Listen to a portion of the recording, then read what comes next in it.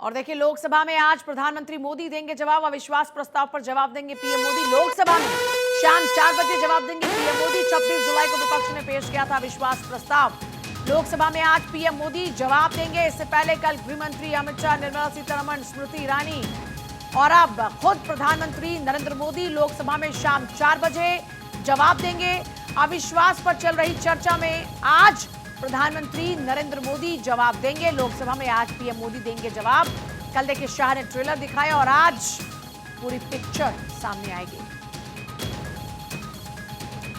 देखिए, पीएम मोदी आज बड़े अटैक कर सकते हैं प्रस्ताव के मकसद पर, आईएनडीआई गठबंधन पर, परिवारवाद पर, तुष्टीकरण पर, भ्रष्टाचार पर, न्यूज क्लिक मामले पर। देखिए, आप तुष्टीकरण, भ्रष्टाचार को लेकर समझ सकते हैं। जिस तरीके से क्विट इंडिया मूवमेंट के 81 साल पूरा होने के मौके पर पीएम मोदी ने वहीं क्लियर कर दिया।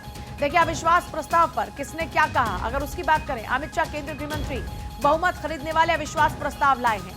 राहुल गांधी सांसद कांग्रेस, इन्होंने मणिपुर में भारत माता की हत्या की है, इन बातों का जिक्र किया। स्मृति ईरानी की बात करते हैं, केंद्रीय मंत्री, भारत माता की हत्या के स्टेटमेंट पर कांग्रेस ने ताली बजाई। गौरव गोगोई, नेता कांग्रेस, जिन्होंने प्रस्ताव पर सबसे पहले चर्चा शुरू की, हमें मणिपुर पर पीएम मोदी का मौन तुड़वाना है। निशिकांत दुबे, जो उनके बाद बोले, केंद्रीय मंत्री सोनिया गांधी के दो काम, कहते हैं वो कि दो काम, बेटे को सेट करना और दामाद को भेंट करना, ये उन्होंने तंज कसते हुए निशिकांत दुबे ने कहा। नवनीत राणा सांसद, वो कहती हैं मणिपुर नहीं, विपक्ष के निशाने पर सिर्फ पीएम मोदी है। इस तरीके से मनीष तिवारी, मणिपुर में अस्थिरता का असर राष्ट्रीय सुरक्षा पर पड़ता है। डिंपल यादव ने क्या कहा, मणिपुर की घटना बेहद संवेदनशील है, सरकार अहंकार में डूबी है। सुप्रिया सुले ने, उन्होंने 9 साल में 9 सरकारें गिराई हैं। सौगत राय, उन्होंने कहा 2 महीने तक पीएम मोदी की चुप्पी रही। किरण रिजिजू कहते हैं लेफ्ट टीएमसी की दोस्ती पर तंज कसते हुए ममता पर लेफ्ट सांसदों ने हमला किया था।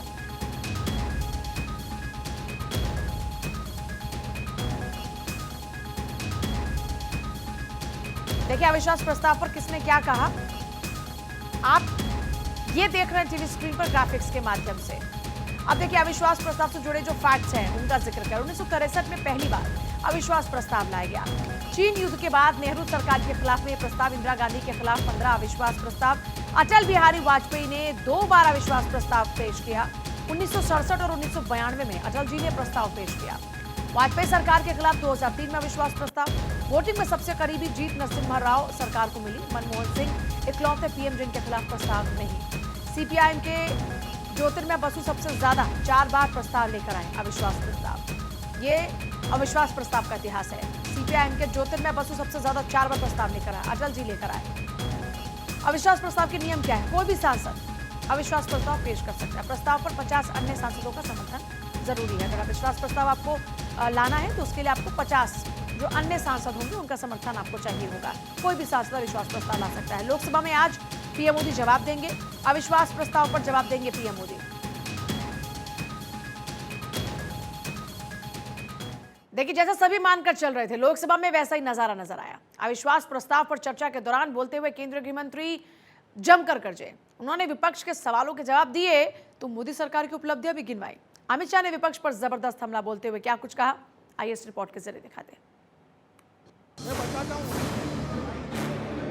अविश्वास प्रस्ताव पर चर्चा के दौरान पीएम मोदी से पहले गृह मंत्री अमित शाह ने धुआंधार पारी खेली और सिक्सर पर सिक्सर लगाए। उन्होंने सरकार का जोरदार पक्ष रखा तो विपक्ष पर जमकर हमले किए।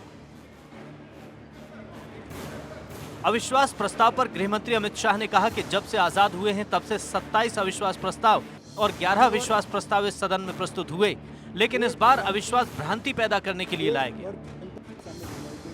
कई बार सरकारों का बहुमत जाने की स्थिति में सदन के विपक्ष के सदस्य अविश्वास प्रस्ताव लेकर आते हैं। कई बार बड़े जन आंदोलन के समय प्रजा की भावना को प्रतिबिंबित करने के लिए अविश्वास के प्रस्ताव लेकर आते हैं। ये एक अविश्वास का प्रस्ताव ऐसा है जिसमें प्रधानमंत्री और मंत्रिमंडल के प्रति न जनता को अविश्वास है, न सदन को अविश्वास है। उन्होंने कहा कि नरेंद्र मोदी जी ने भ्रष्टाचार, परिवारवाद और तुष्टीकरण को मिटाया, लेकिन परिवारवाद और तुष्टीकरण अब भी दिखाई दे रहा है। इसीलिए प्रधानमंत्री नरेंद्र मोदी ने नारा दिया है, भ्रष्टाचार क्विट इंडिया, परिवारवाद क्विट इंडिया और तुष्टीकरण क्विट इंडिया। कोई सरकारें कई सालों तक चलती है, कई सालों तक चलती है। कांग्रेस पार्टी की सरकार 35 साल तक अक्षुण्ण रूप से चली, कई सालों तक चलते हैं। तब 2, 3, 4 निर्णय ऐसे होते हैं जिसको युगों तक याद किया जाता है। माननीय नरेंद्र मोदी सरकार 9 साल हुए, 9 साल में 50 से ज्यादा फैसले ऐसे हैं जो युगांतकारी फैसले हैं, जो इतिहास के अंदर स्वर्ण अक्षरों से मंडित। राहुल गांधी पर बोलते हुए उन्होंने कहा कि इस सदन में एक ऐसे नेता हैं जिनको आज तक 13 बार राजनीति में लॉन्च किया गया और वो 13 बार फेल हुए हैं। उन्होंने कलावती नाम की महिला का जिक्र करते हुए भी सवाल पूछे। इस सदन में एक ऐसे नेता है, अरे यार सुनो ना, इस सदन में एक ऐसे नेता है जिनको आज तक 13 बार राजनीति में लॉन्च किया गया है और 13 ही बार फेल गए। उनका एक लॉन्चिंग मैंने देखा है, उनका एक लॉन्चिंग यहां सदन में हुआ था। एक गरीब मां कलावती या ऐसा कुछ नाम था। पाकिस्तान पर हमला बोलते हुए अमित शाह ने कहा कि प्रधानमंत्री नरेंद्र मोदी की सरकार के दौरान पाकिस्तान को आतंक फैलाने की कीमत चुकानी पड़ी। उन्होंने कहा कि पहले सेना के जवानों के सिर काट कर ले जाते थे, लेकिन आज मोदी सरकार आने के बाद घर में घुसकर सर्जिकल स्ट्राइक की गई। सरहद के उस पार से आतंकवादी घुस जाते थे और जवानों के सर काट कर ले जाते थे। कोई जवाब नहीं देता था।